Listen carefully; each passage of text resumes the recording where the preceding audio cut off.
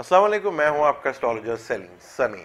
आज फिर किसी नए टॉपिक में आपके साथ बात करेंगे। आज का टॉपिक बड़ा ही इंटरेस्टिंग है और आज के हम टॉपिक पे बात कर रहे हैं जो नया साल शुरू होने वाला है जनवरी का। अगर अभी तक आपने मेरे चैनल को सब्सक्राइब नहीं किया तो प्लीज़ इसे सब्सक्राइब कर लीजिएगा और बेल के बटन को ज़रूर दबाइएगा ताकि हर आने वाली वीडियो आपको सबसे पहले मिले। उसकी तमाम हमने वीडियोस जो हैं अपलोड कर दी हैं, वो आप देख भी सकते हैं हमारे चैनल पर जाके। नया साल जो है, जब भी हम नए साल की 12 ज़ोडिक्स की प्रेडिक्शंस करते हैं या बताते हैं कि नया साल आपके लिए कैसा रहेगा, जैसे 2019 में हमने सारी वीडियोस अपलोड कर दी हैं, इसी तरह मेरे समेत दुनिया के तमाम एस्ट्रोलॉजर, चाहे वो इंडियंस हों, चाहे वो यूरोप में हों, चाहे पाकिस्तान में, वो जनवरी को ही नया साल लेते हैं कि जी नए साल की जो है प्रेडिक्शंस जो है वो आपको हम जनवरी से कर रहे हैं, क्योंकि ज़्यादातर पूरी दुनिया में इसी कैलेंडर को लेके आप काम कर रहे होते हैं। थोड़ी हैरत होती है कि हम प्रेडिक्शन जो है वो जनवरी के हिसाब से कर रहे होते हैं और साल का बादशाह और वज़ीर सपा वो हम एस्ट्रोलॉजी के रूप से, जैसे शमसी कैलेंडर के हिसाब से लेते हैं। वेस्टर्न एस्ट्रोलॉजर जो हैं वो 20 या 21 मार्च को नया साल शुरू होता है, जिसको आप बड़े अच्छे तरह जानते भी होंगे, जश्न नौरोज़। वो शमसी कैलेंडर है और वही 13 अप्रैल को इंडियंस जो हैं उसको नया साल कहते हैं, उनका नया साल शुरू होता है। अब रोज़मर्रा का जितना भी काम है और हम एनुअल प्रेडिक्शंस भी कर रहे हैं साल की, तो वो हम जनवरी फरवरी से कर रहे हैं। तो उसका हम बादशाह क्यों नहीं देखते, उस डेट का, उस हिसाब से हम बादशाह या वज़ीर या सफ़र सलार वो हम जनवरी फरवरी से नहीं निकालते। वो हम इसी तरह के जब 20 मार्च को जो दिन होगा और 13 अप्रैल को जो होगा उसके हिसाब से ही हम बादशाह और किंग निकालते हैं। अब ये मुख्तलिफ कैलेंडर चल रहे हैं। अब कैलेंडर बेशुमार है, शमसी कैलेंडर भी है, कमरी कैलेंडर भी है और ये जनवरी फरवरी का भी कैलेंडर है जो रोमन से चल रहा आ रहा है। उससे पहले ग्रीक का कैलेंडर हुआ करता था। अब ये इतने सारे कैलेंडर्स हैं, इसके हिसाब से हर कोई जो है अपना अपना साल शुरू करता है। सबसे बेस्ट जो कैलेंडर है वो कौन सा है, क्योंकि हम प्रेडिक्शन तो कर रहे हैं जनवरी फरवरी से, और जब साल का बादशाह निकालना है, वजीर निकालना है, सफर साल निकाल, वो हम निकाल रहे हैं 20 मार्च से और 13 अप्रैल से। तो ये चीज़ समझ नहीं आती। यूज़ हम सारा कर रहे हैं जनवरी फरवरी, और बादशाह जब निकाल रहे हैं तो हम दूसरे अपने शमसी कमर के हिसाब से निकाल रहे हैं। अब कैलेंडर तो बेशुमार है, लेकिन कौन सा कैलेंडर जो है दुनिया में सबसे ज़्यादा एथेंटिक है और जिसकी ज़्यादा वैल्यू है, उस कैलेंडर के ऊपर आज हम बात करते हैं। बड़ा इंटरेस्टिंग टॉपिक है। मुसलमानों के लिए कह दिया जाता है कि जी मुहर्रम जो है उनका साल का पहला महीना है, उसे कमरी साल कहा जाता है। दुनिया का सबसे बेस्ट कैलेंडर जो है वो है कमरी। कमर से जो साल शुरू होता है वो सबसे बेस्ट कैलेंडर दुनिया में माना जाता है। वो कैसे, मैं कोशिश करता हूँ आपको बताने के लिए। जब हम दिन का कैलकुलेशंस करते हैं तो वो हम सन से करते हैं। 24 घंटे का जो दिन है वो हम दिन रात को लेके वो शम्स के थ्रू, अल्लाह ताला की ये साइंस है कि हम शम्स के थ्रू दिन रात का कैलकुलेट करते हैं। लेकिन साल का या महीने का हम अगर कमर ना हो तो ना हम महीना बता सकते हैं ना हम साल बता सकते हैं। इवन के जब से कमरी कैलेंडर शुरू हुआ, और ये मेरे पाक परवरदिगार ने शुरू किया, ये रब्बी है, ये कह लें नेचर के करीब जो कैलेंडर है वो यही है। आप सन से महीना नहीं निकाल सकते, सन से साल भी नहीं निकाल सकते जब तक कमर ना हो, क्योंकि सन रोज तुलू होता है और थोड़ी देर के बाद पूरा कंप्लीट हो जाता है, और जब सनसेट होता है तो थोड़ी देर के बाद वो पूरा कंप्लीट गुरूब हो जाता है।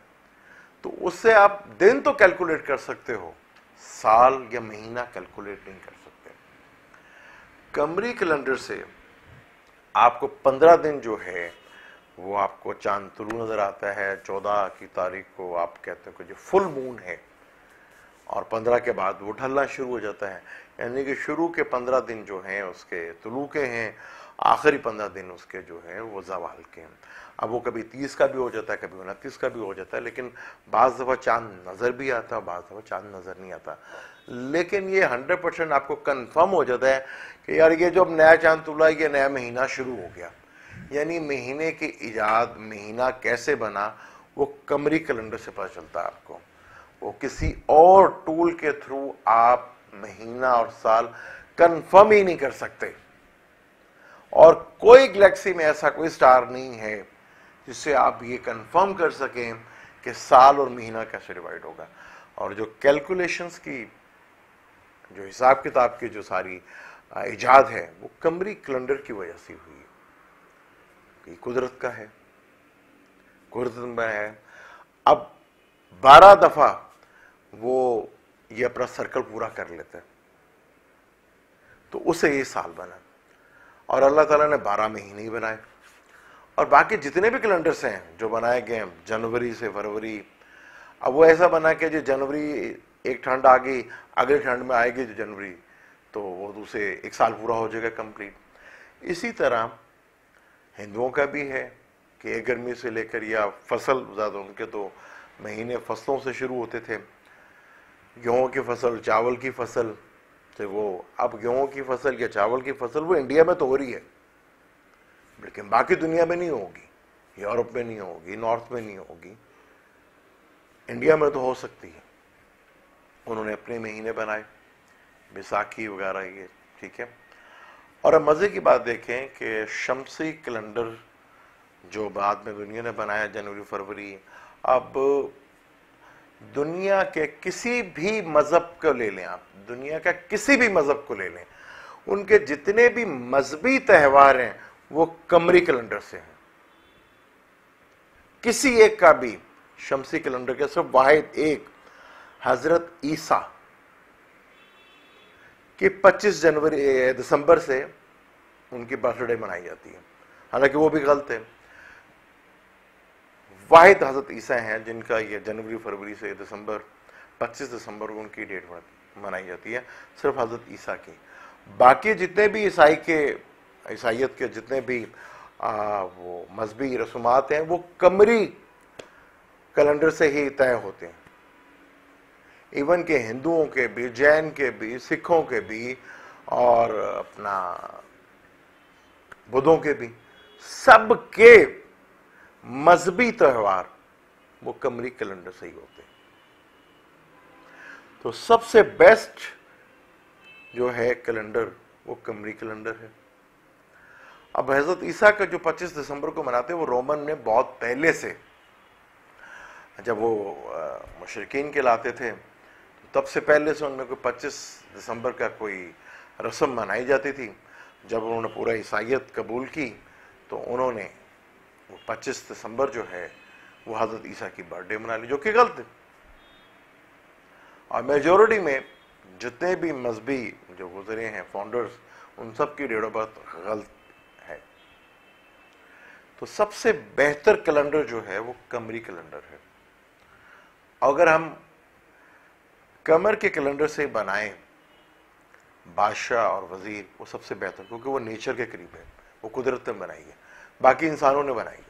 अल्लाह ने 12 महीने बनाए, भाई अगर आपने महीने बनाए हैं तो अब 18 कर लेते, 24 कर लेते, 25 कर लेते, 12 ही क्यों बनाए? क्योंकि हिसाब उधर ही 12 पे आता था। तो कमरी कैलेंडर सबसे बेहतर है, जो मुहर्रम उसका पहला महीना होता है। दुनिया का सबसे बेहतरीन कैलेंडर जो है वो कमरी है, क्योंकि आप महीने की कैलकुलेशन और साल की कैलकुलेशन जो है वो कमर से कर सकते हो, बाकी किसी और प्लेनेट से नहीं कर सकते। तो अगर हमने वक्त का, साल का बादशाह निकालना ही है तो मेरे हिसाब से इंशाल्लाह हम अगले साल इसी तरह करेंगे, बल्कि इसी साल शुरू करेंगे। वो मुहर्रम में जो 3rd डे उससे शुरू करेंगे, उससे निकालेंगे बादशाह। और ज़्यादातर हमारी रूटीन मैटर की चीज़ तो हम जनवरी फरवरी मार्च अप्रैल से कर रहे हैं, इसे भी देखेंगे। लेकिन यहाँ सिर्फ बताने का मकसद था जो कैलेंडर दुनिया में सबसे बेहतर है वो कमर का कैलेंडर जो नेचर के करीब है। अल्लाह ताला कुरान में भी कहता है कि तुम ये सिस्टम बदल ना देना, इसमें बड़ी हिकमत है। आप देखें हर साल 10 दिन कम हो जाते हैं, वो सर्कल चलता रहता है। अब रोजे जो हैं, रोजे पेशेंट्स का नाम है, सब्र का नाम है। अब रोजे हर मौसम में आते हैं, 36 साल के बाद हर मौसम में आ जाते हैं। आप सर्दियों में भी देखते हैं, गर्मियों में भी देखते हैं, बरसात में भी देखते हैं। यानी आप हर मौसम के इतबार से अपने आप में सब्र और पेशेंस पैदा करते हैं, सबसे बेहतर। अब हिंदुओं में तो जितने भी त्यौहार है वो तो फसलों के कटनों से थे कि फसल कटती थी वो त्यौहार मनाते थे, और उसी से रिलेटेड उनके मजहब के भी चीजें आ गई, ताकि उनकी भी तो दुकानदारी चलनी थी। ब्राह्मण तो अगर वो ना करता, अगर त्यौहार वो आएगा तो लोगों को पैसे आएंगे, फसल कटेगी तो पैसे आएंगे, तो उसमें ब्राह्मण को भी खाने को मिल जाता था। तो दुनिया का सबसे बेहतर कैलेंडर जो है वो कमरी कैलेंडर है। हम एस्ट्रोलॉजी से अगर बादशाह निकालें तो हम वो 21 मार्च या 20 मार्च या 13 अप्रैल या 1 जनवरी को छोड़ के अगर कमरी कैलेंडर से निकालते हैं तो ज़्यादा अच्छे रिजल्ट मिलेंगे, ज़्यादा अच्छी चीज़ें निकलेंगी।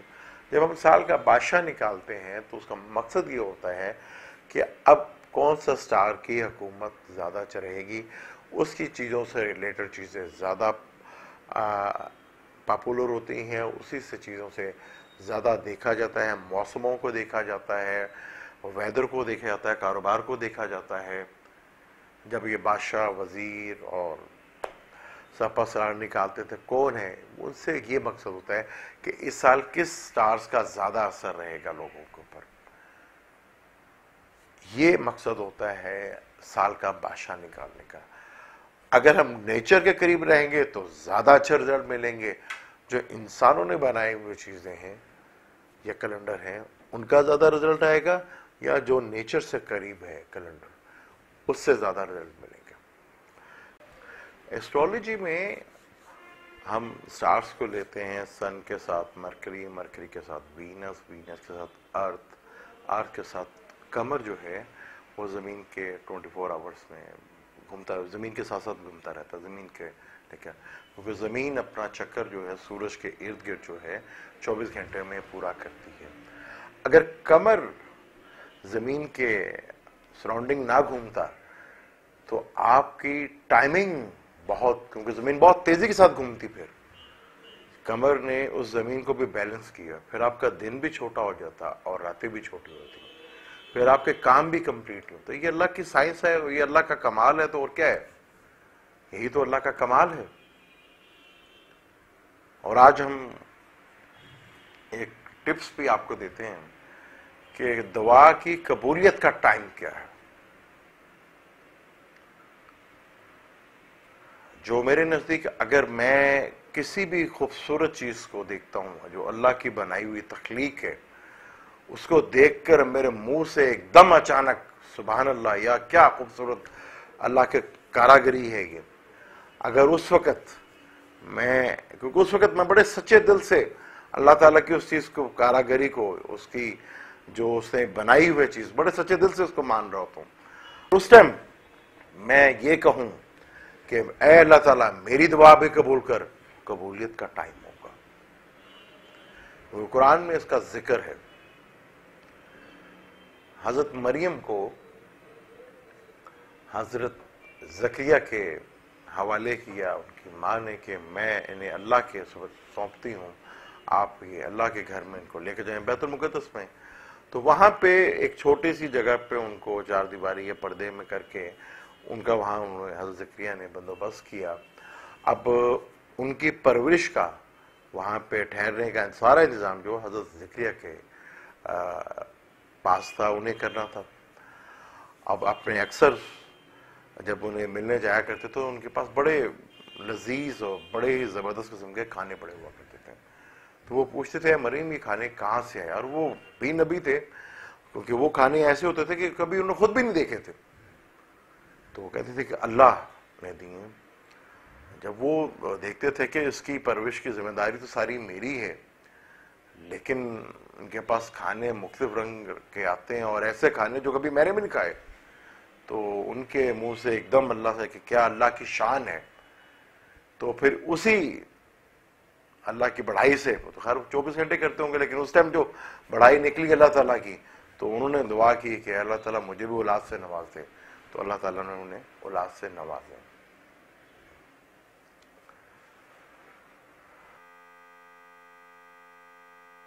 ये था आज का टॉपिक हमारा। फिर इंशाल्लाह किसी नए टॉपिक पे आपसे बात करेंगे। आप मुझे दें इजाज़त। अल्लाह हाफिज़।